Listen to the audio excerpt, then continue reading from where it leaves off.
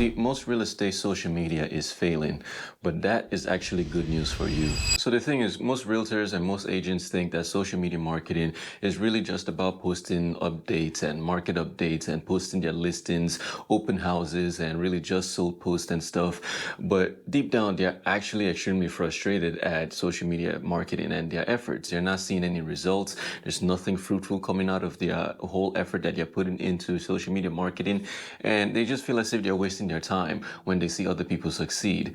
But what they really need to do is to focus on why they're failing and what other people are doing that is making them also fail, and how to do it better and avoid doing the things that are failing. And the good news is, I'm just going to go a little bit evil right now, but the good news is that when most people are failing, there's less competition for the people who are doing it right.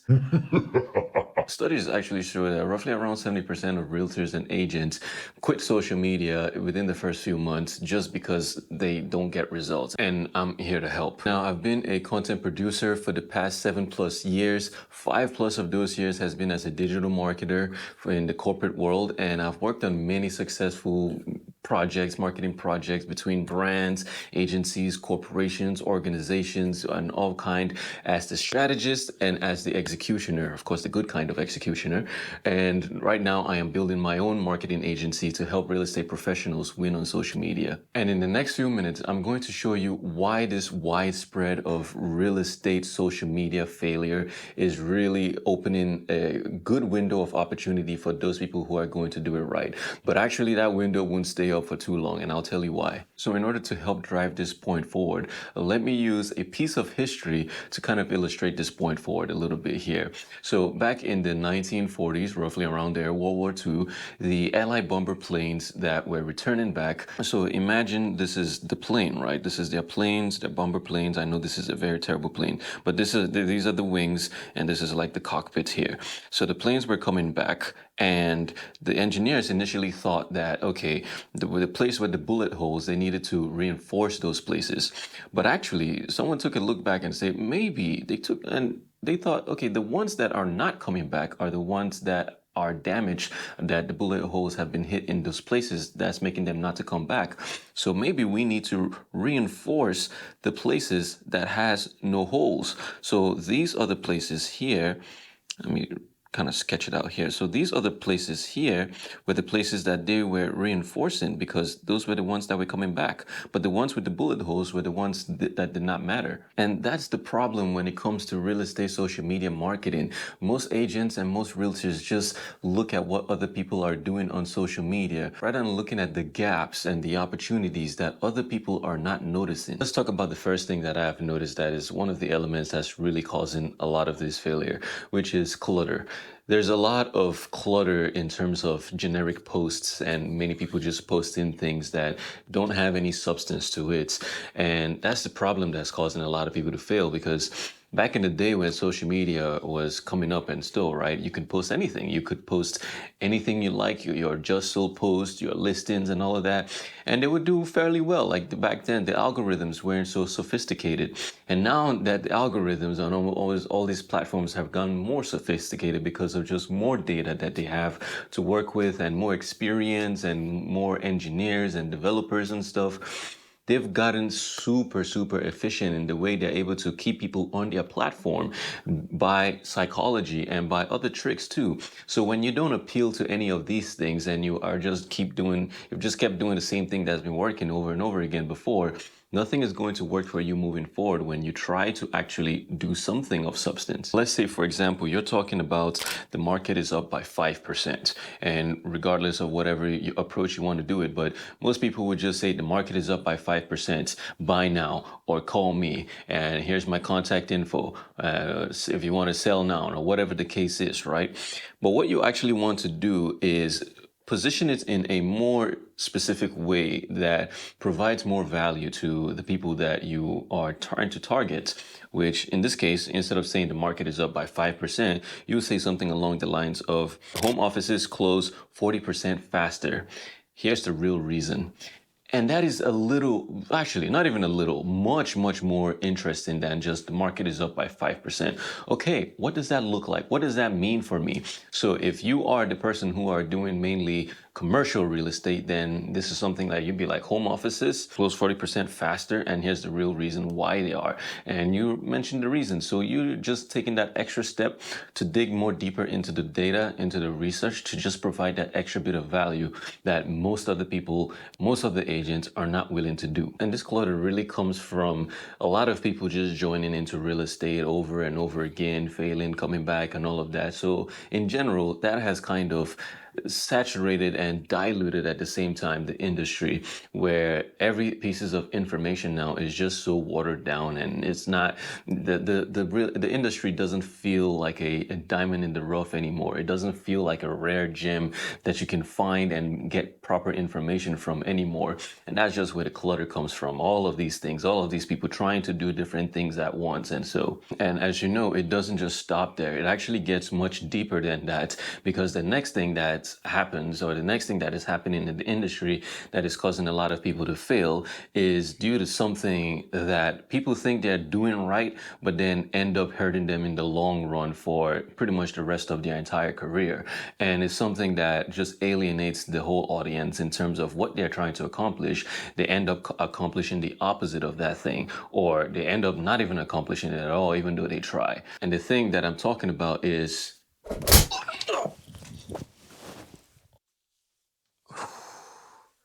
it's copycats. I'm sure you've heard the saying that good artists copy and great artists steal. So I want you to go back and think, and maybe identify the people in your sphere, or if you are doing this kind of thing where you're thinking, I'm going to do some market research, I'm going to see what other people are doing, and I'm just going to do what they're doing if it's working, because, if it's working, why not do the same thing that's working, right? Like, for example, you might go on 5 other real estate posts, 5 other people who are killing it on real estate, and you see one of their posts is doing amazing, and you're like, oof, I need to do that. I need to do exactly that. And you do it by the T. You copy the exact same thing, the exact same structure, whatever it is, and you post it, and you see that you're not really getting any results. Of course, there are many, many factors, many things that can cause that to not happen. But there's the problem with that, because then you are just basically doing a copy and paste. And a very good speaker that I know personally said this on stage, and he said that if 2 people are the same, 1 person is not needed. So if you are copying someone else, most likely you are not needed, because everybody wants the original. Everybody wants the person who has done it originally. They want to give credit to the original person. They want the original person to be the one leading the front, unless you steal. Now, stealing is an art. The way you steal content, or the way you steal someone's expertise or flow or so, is an art. You're not copying the exact same thing. You're adding your own spice, your own authenticity, your own take, your own perspective, your own lessons, your own story, your own flavor to it, your own branding, everything else that can make that piece of content or whatever it is that you're stealing, make it much better than what it already is, with a flair of yours. That is how you do it. But again, because most realtors and most agents are not willing to go through that extra steps of taking the work to actually making whatever they're seeing better, right? They just want to copy and paste whatever has already worked and whatever is done to just do the same thing. Sometimes it may work, but the chances of that working are extremely low. And in the case that it does work, if the audiences are now coming onto your platform like, oh wow, you do this, you do this, you do this, and then they start to see there's a pattern here where I've seen this from someone else. Someone already did this before.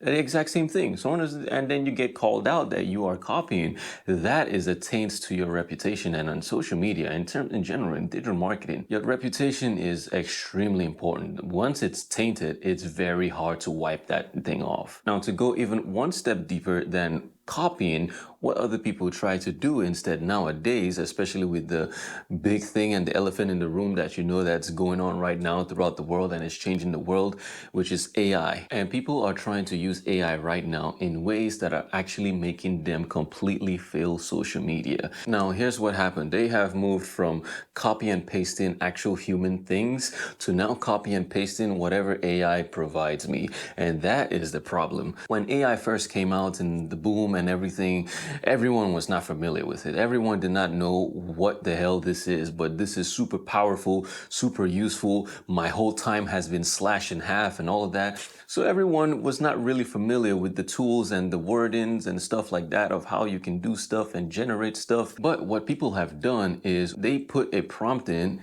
give me whatever stuff, this content and so for this next thing or for whatever, blah, blah, blah. AI spits out, okay, here's your content. And they're like, this is great. I will copy and paste it. Now everything just becomes super generic. And I bet you the exact same prompt that you have just put into that chat GPT is the exact same prompt that 100 million plus other people have inputted in roughly the same thing. And the same way that AI has replied is nearly the exact same way that it has replied to the other 100 million people, somewhere along the lines of that, unless you change up a few things here and there, but it still would sound AI-ish.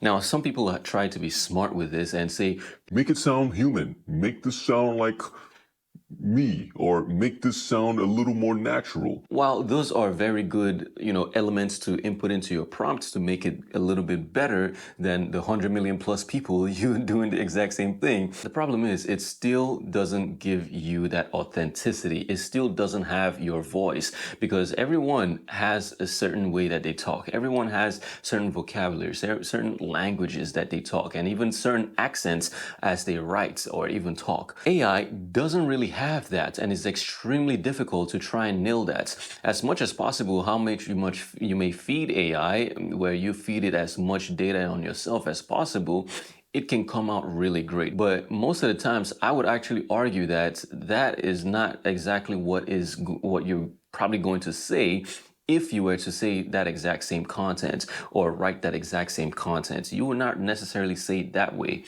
You would say it in a much different way that your audience would be like, okay, yeah, this is Sarah, or yeah, this is Brian. I know him. This is his content. This is his voice. This is his writing. And all these other things that we have talked about has led us all the way to this one singular thing, which of course is not the only thing that is making a lot of people fail in social media, but it's one of the things that you see time and time over again when a lot of people are trying to do social media marketing. And that comes down to surface level generic posts. Now, I will admit, back then when I started my agency and I focused mainly on video production, when I was creating property listing walkthrough videos or whatever videos, I would go there, I'll capture the video as a videographer, edit the video, make it nice and smooth and whatnot, and give it to the realtor. And the realtor would go ahead and just post it up online and post it up wherever they need to be. And my work is done there until next time.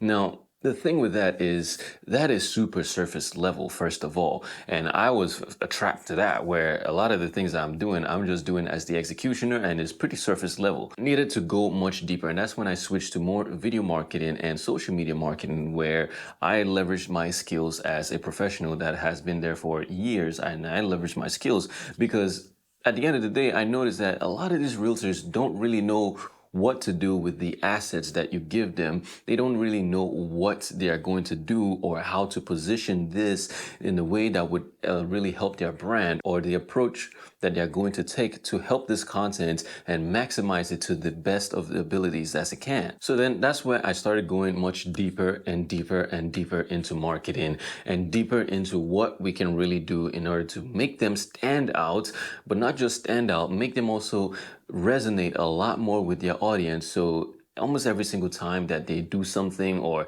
that they don't do something, their audience is always having them in mind in some ways. And I have a lot of videos already talking about this, and some I've already uploaded on the channel that you can go and watch and kind of dive much deeper into what I'm talking about in terms of moving your content from surface level content to something more with depth. Because if you look at things, right, if you look at the industry, if you look at how we are growing in terms of social media marketing, everything is growing by width. There's a lot of width to it, but there's not a lot of depth to the content that they are putting out or that people are putting out.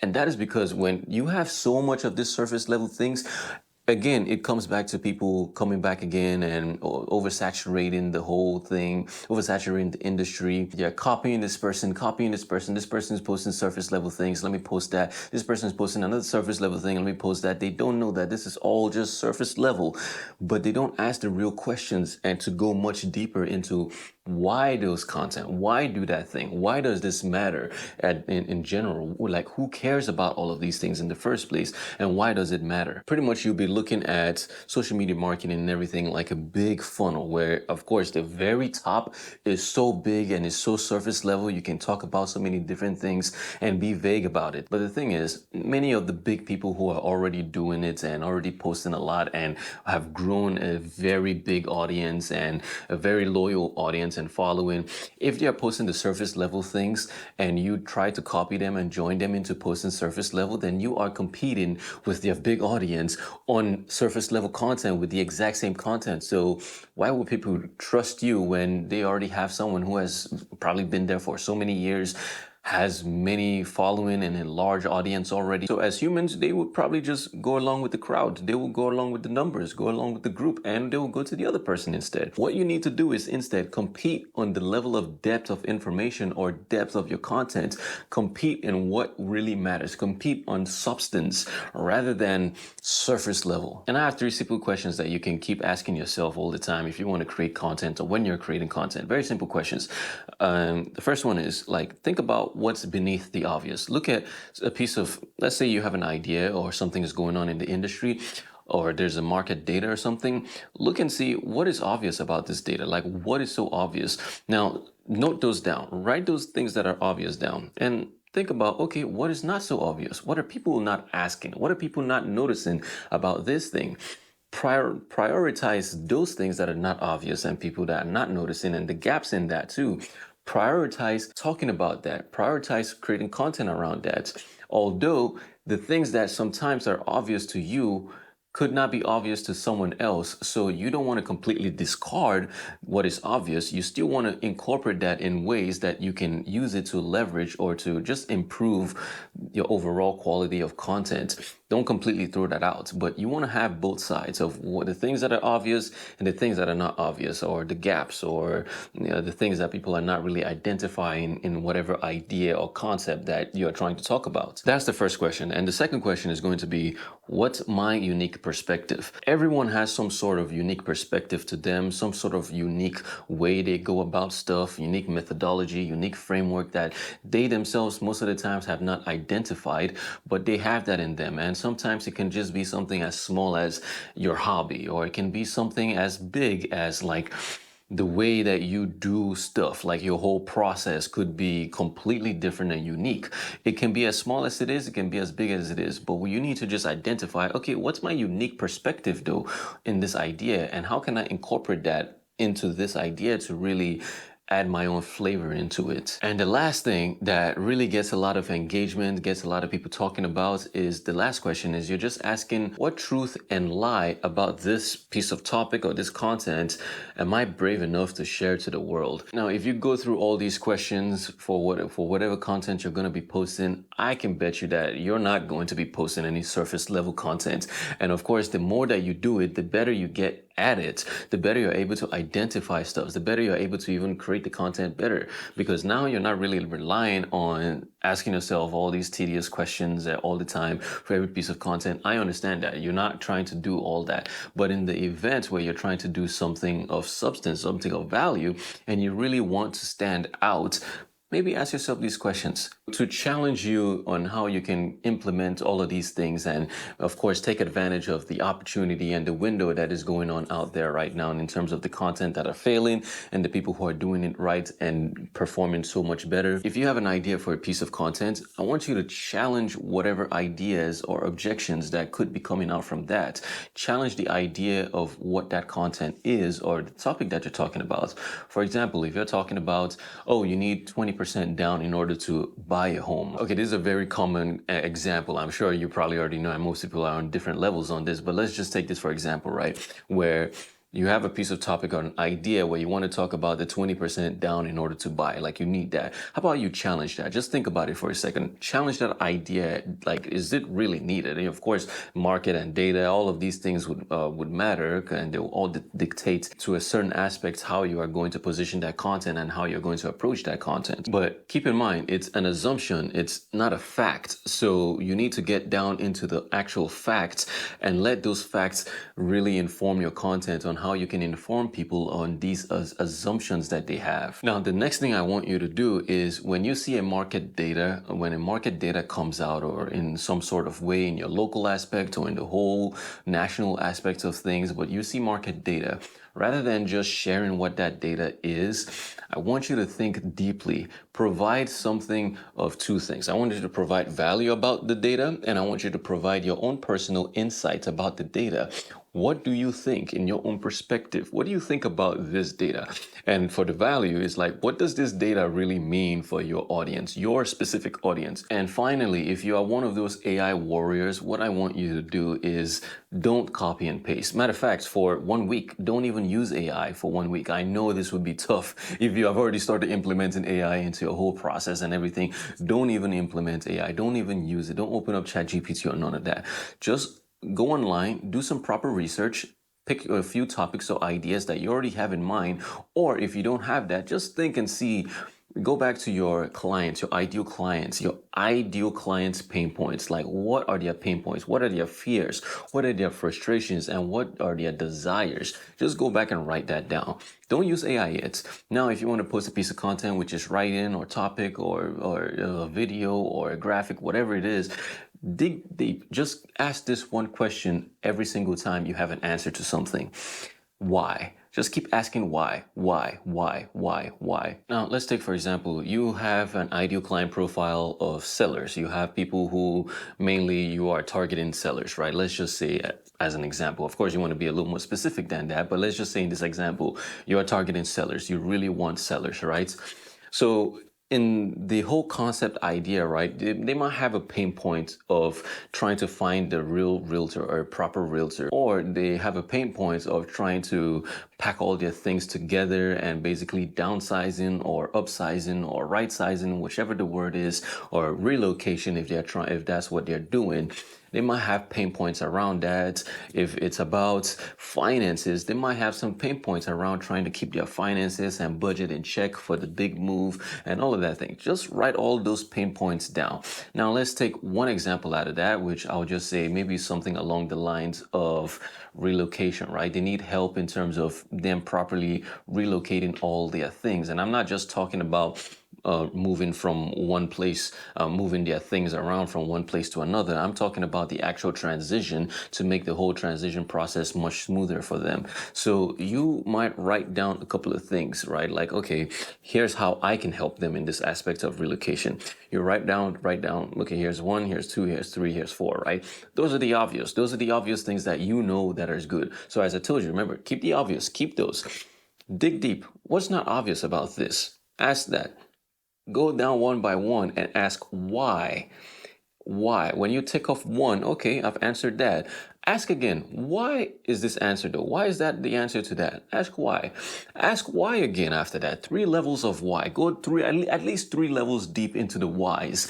Go down there and write that on the other side. Now, what you have done is you have put aside what is obvious. You have put aside the surface level thing, the thing that many other realtors out there, 100 million others, are already doing and posting about, right? And that's cool. That's okay. Like I told you, you're going to use that. What you're going to do is you're going to focus mainly on the things that people are not talking about, the gaps, the whys, the things that people are not really noticing. Then you're going to sprinkle all of those in there, right? Or you can do them separately, but you can sprinkle them in there. So that would just help the whole overall quality of your content better.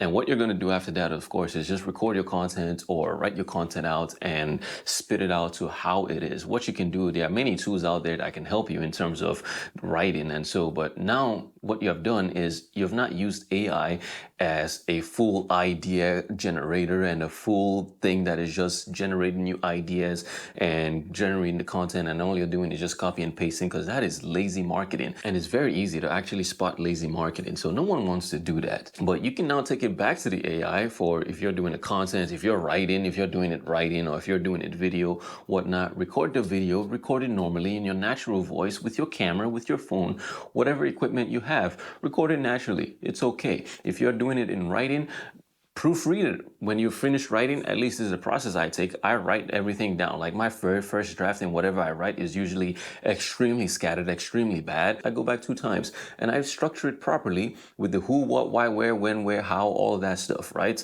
I structure it in a nice way, in a proper way, and then I just move it around after that and I go back and make the edits, whatever edits I need to make this thing flow much better and not have a monotone flow, but have a better flow, because the way that we talk is of course different from the way that we write. So at this point, I feel like if you like this video, you're going to like this next video here, which I talk about why real estate agents are allergic to being interesting.